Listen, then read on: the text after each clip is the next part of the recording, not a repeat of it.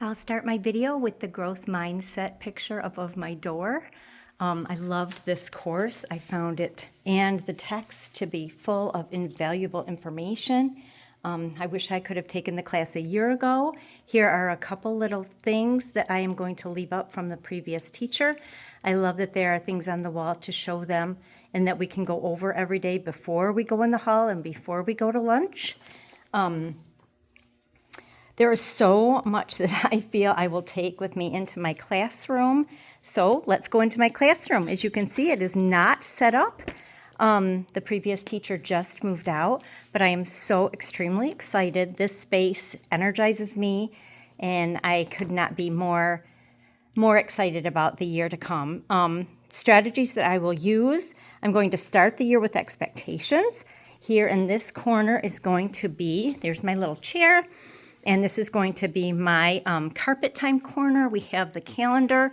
Things that I want to include in my morning meeting will be social emotional skills, the morning greeting, morning message or question, and my expectations that I want to go over for at least 2 weeks. And then I want to transition to some sort of activity that we do together for team building. I am very excited about my low numbers so far. I think it's going to be about 19, and I do want to set the desks up in a circle, at least to start the year, to get that feeling of a community, of our family here at school. The importance of planning the space is definitely something I got from the course. Positive relationships, I think that was something that I'm aware of, but I love the emphasis on it. This bulletin board over here, I want to do my learning target. I think keeping the kids aware of what we're doing and understanding the why can help to manage the misbehavior. I want to engage my students. When they see the relevance, I think they'll be motivated to learn. We have the mission statement, the vision statement, the belief statements that we will go over. We also have our crew. This is something that we do as Pirates. There are certain spaces that we do specifically, but the cooperative, respectful, making an effort, and wow moments, that is something with our behavior plan, and we give out crew cards. I'm super, super excited about this area over here. I'm not sure exactly how I'm going to set it up, but this is going to be my library where I will have diversity and inclusion as number one things. Every student who walks into my classroom will know that we accept all students. That is going to be the library, and I'm super, super excited about that. My second area that I am most excited about is my calm corner, which I am going to name. Obviously, this is not set up how I'm going to have it, but here are a few things that I found for it. It's going to be my safe space. Emphasis on space. I absolutely love this.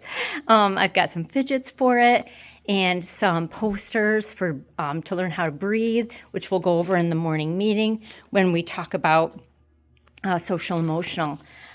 Here are my desks, and those will be set up in a circle. We've got, as I said, calendar, a few things that I'm working on over here. Like I said, I love to have the idea of managing the misbehavior by keeping the students engaged.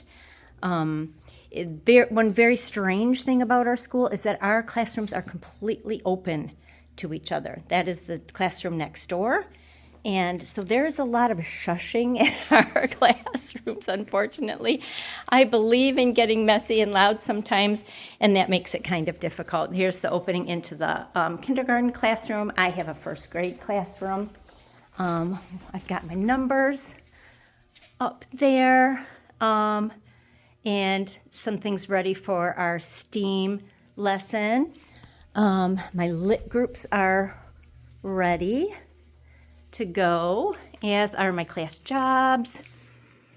Up here, I wish it wasn't such a mess, but I've got a lot of work to do, and I'm super, super excited about it. Yes, I found the class to be fascinating, wealth of knowledge. I learned so much. I learned so much from the personal stories, which I loved. The only negative that if I had to think of one in the text, was that in the behavior chapter, they never talked about the functions of behavior. And I think it's super important for a teacher to understand that there are certain functions of behavior. Understanding the why behind what our students are doing can help make it not quite so frustrating.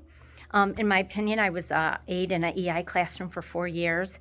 And when I learned about the functions of behavior and I could see those functions very clearly, the why they were behaving the way that they were, it really helped me to deal with it. It brings a different kind of focus when you understand why they're behaving the way that they are. And I think that is it. Thank you so much for everything that you taught us this year. I learned a lot. I wish I would have had it a year ago. Thank you.